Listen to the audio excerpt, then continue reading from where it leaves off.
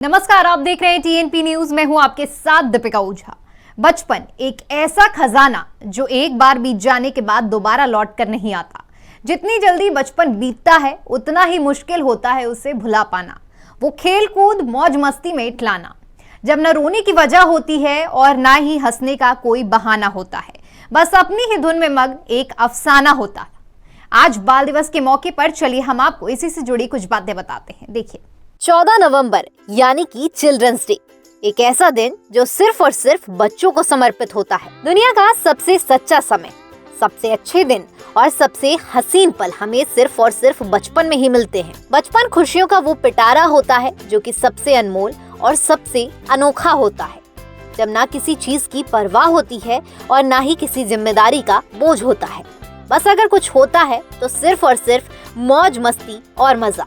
आज का दिन देश के बच्चों को समर्पित होता है। ऐसा इसलिए क्योंकि आज ही के दिन देश के पहले प्रधानमंत्री पंडित जवाहरलाल नेहरू का जन्मदिन होता है। नेहरू जी को बच्चों से विशेष स्नेह था और बच्चों को नेहरू जी देश का भविष्य मानते थे, इसलिए उनके जन्मदिन को देश में बाल दिवस के रूप में मनाया जाता है। एक मंच में स्पीच के दौरान नेहरू जी ने कहा था कि आज के बच्चे कल का भारत होंगे। जिस तरह से हम उनका पालन पोषण करेंगे उससे देश का भविष्य तय होगा। 1964 में नेहरू जी के निधन के बाद उनकी याद में संसद में उनके जन्मदिन को बाल दिवस समारोह के रूप में स्थापित करने का प्रस्ताव जारी किया गया।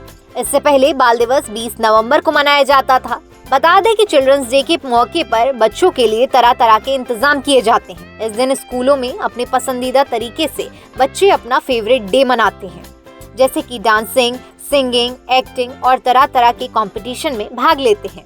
यूँ तो बच्चों के लिए हर दिन ही नया होता है, लेकिन चिल्ड्रंस डे का इंतजार सभी बच्चों को सालों भर रहता है।